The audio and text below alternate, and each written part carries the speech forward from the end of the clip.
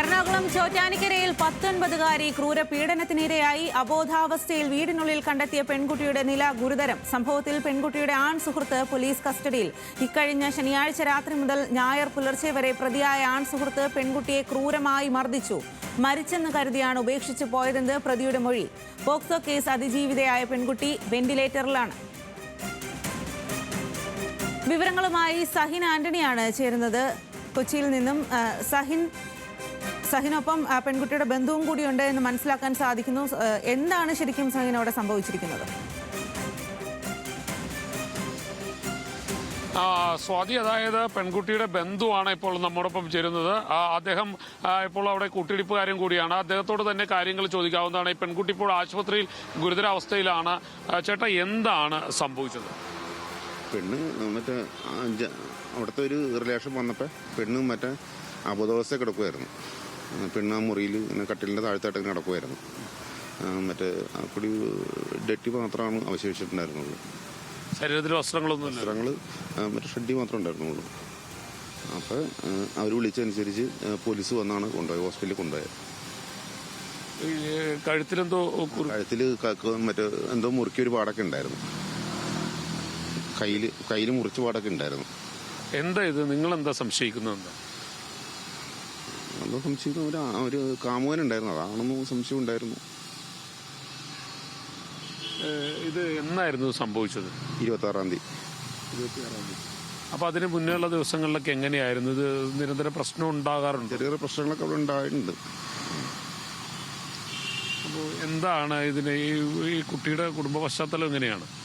അച്ഛൻ മറ്റേ എയർഫോഴ്സിലായിരുന്നു, റിട്ടയർഡായി, ഇപ്പൊ മരിച്ചുപോയി. 4-ാമത്തെ കൊല്ലമായി മരിച്ചിട്ട്. പിന്നെ ആരാണ് വീട്ടിലുള്ള കുട്ടിയുടെ വീട്ടിൽ? അമ്മയും കൊച്ചും മാത്രം ഉണ്ടായിരുന്നുള്ളൂ. അമ്മയും പെൺകുട്ടിയും മാത്രം ഉണ്ടായിരുന്നുണ്ടല്ലേ? അപ്പൊ ഈ കുട്ടി എന്താണ് ഇത്? ഒരു സുഹൃത്തുണ്ടായിരുന്നു, ആൺസുഹൃത്തുണ്ടായിരുന്നു? ആൺസുഹൃത്ത് കുറെ ആൾക്കാരൊക്കെ ഉണ്ടായിരുന്നു. കുറെ സുഹൃത്തുക്കളായിട്ട് ഇച്ചിരി ബന്ധങ്ങളൊക്കെ ഇതുണ്ടായിരുന്നു. അപ്പോൾ ഇത് അന്ന് എന്തായിരുന്നു പ്രശ്നം? ഇത് ഇങ്ങനെ ഒരു പ്രശ്നം വരാനുള്ള കാരണം എന്താ നിങ്ങൾ കരുതുന്നത്? എന്താണ് അത് പ്രശ്നം വരാമെന്ന് അതിനെക്കുറിച്ച് നമുക്ക് കറക്റ്റായിട്ട് അറിയാൻ പാടില്ല. അത് നാട്ടുകാരോട് ചോദിച്ചാൽ കറക്റ്റായിട്ട് അറിയാൻ പറ്റുള്ളൂ. എന്താണ് ഇപ്പോൾ ഇതിൽ എനിക്ക് തോന്നുന്നു 2 ദിവസം, അതിന് 2 ദിവസം മുൻപ് എന്തോ പോലീസ് സ്റ്റേഷനിലൊക്കെ പോകേണ്ട, അതെന്തായിരുന്നു? അത് ഈ പെണ്ണ് 4000 രൂപ ആണെന്ന് പറഞ്ഞ് വേളം വെച്ചായിരുന്നു. അതിന്റെ ഒരു സംഭവമാണ്. അതിന് ബന്ധപ്പെട്ടാണ് പോലീസ് സ്റ്റേഷനിലൊക്കെ പോയത്. ആരോടായിരുന്നു ബഹളം വെച്ചത്? അത് അമ്മയോട് ബഹളം വെച്ചിരുന്നു. അങ്ങനെ അമ്മ ഇത് പോലീസ് സ്റ്റേഷനിലേക്ക് പരാതി കൊടുക്കേണ്ട ഒരു അവസ്ഥ? പരാതി കൊടുത്തായിരുന്നു. ഇത് അന്ന് എന്താണ് സംഭവിച്ചത്? ഈ കുട്ടിയെ നമ്മൾ കണ്ടെത്തുന്ന ഒരു സാഹചര്യത്തിൽ എന്തായിരുന്നു സംഭവിച്ചത്? മനസ്സിലായില്ല.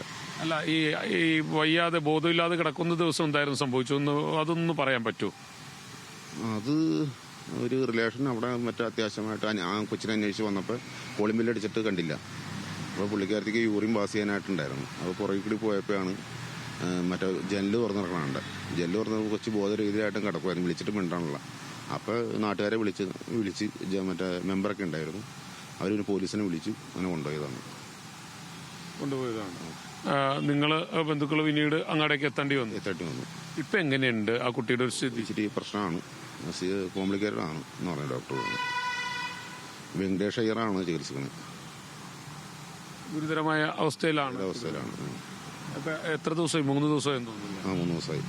നിങ്ങൾ തന്നെയാണോ അവിടെ നിൽക്കുന്ന ആശുപത്രിയിൽ? എല്ലാവരും ഉണ്ട്, ബന്ധുക്കളൊക്കെ ഉണ്ടായിരുന്നു. മുഴുവൻ ബന്ധുക്കളും ഉണ്ടല്ലേ? ഡോക്ടർ പറയുന്നത് ഗുരുതരമായ സ്ഥിതിയാണ്. അതായത് ഈ കഴുത്തിലെ കുരുക്ക് മാത്രമാണോ പ്രശ്നമായി മാറിയത്? കുരുക്ക് അതിന്റെ പ്രശ്നമാണ്, തലച്ചോറിലാണ് പ്രശ്നം പറ്റിയണെന്ന് പറഞ്ഞു. പ്രശ്നം മുഴുവൻ പറ്റിയിരിക്കുന്നത് തലച്ചോറിലാണ്. കയ്യിലും മുറിവുണ്ടെന്ന്? കയ്യിലും മുറിവൊക്കെ ഉണ്ട്. ഇത് ആൺസുഹൃത്തുള്ള കാര്യം വീട്ടിൽ വല്ലതും പറഞ്ഞിരുന്നു ഈ പെൺകുട്ടി?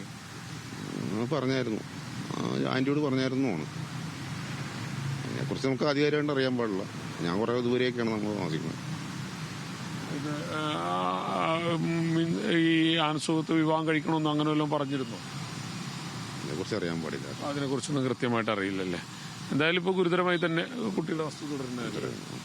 മുൻപ് പോക്സോവുമായി ബന്ധപ്പെട്ട വല്ല അതിജീവിതയാണോ? അങ്ങനെ അത് കഴിഞ്ഞ ദിവസമാണ് പറഞ്ഞത് കേട്ടെ. അതിനെക്കുറിച്ച് നമുക്ക് അറിയാൻ പാടില്ല. ബന്ധുക്കൾക്ക് പോലും അതിനെക്കുറിച്ച് കൃത്യമായി അറിയാൻ പാടില്ല. ധാരണയില്ല എന്നുള്ളതാണ്.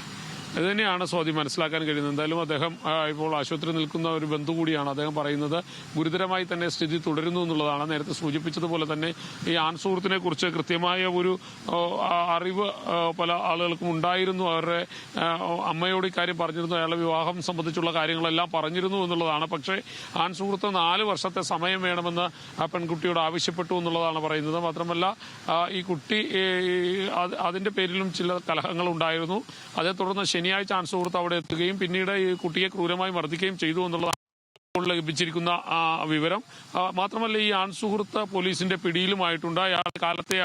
രാവിലെയാണ് പോലീസ് കസ്റ്റഡിയിലെടുത്തത്. ആ കസ്റ്റഡിയിലെടുത്ത അന്ന് മുതൽ ഇയാളെ ഈ കസ്റ്റഡിയിലെടുത്ത സമയം മുതൽ ഇയാളെ ചോദ്യം ചെയ്തുകൊണ്ടിരിക്കുകയാണ്. എന്നാൽ കുരുക്കിട്ടത് താനാണെന്ന് ഇയാൾ ഇതുവരെ പോലീസിനോട് പറഞ്ഞിട്ടില്ലെന്നാണ് മനസ്സിലാക്കാൻ കഴിയുന്നത്. ശരി സഹിൻ, ചോറ്റാനിക്കരയിലാണ് ഇത്തരത്തിൽ പെൺകുട്ടി എറണാകുളം ചോറ്റാനിക്കരയിൽ 19-കാരി ക്രൂര പീഡനത്തിന് ഇരയായിരിക്കുന്നത്. അബോധാവസ്ഥയിൽ വീടിനുള്ളിൽ കണ്ടെത്തിയ പെൺകുട്ടിയുടെ നില ഗുരുതരമാണ്. സംഭവത്തിൽ പെൺകുട്ടിയുടെ ആൺ സുഹൃത്ത് പോലീസിന്റെ കസ്റ്റഡിയിലാണ്.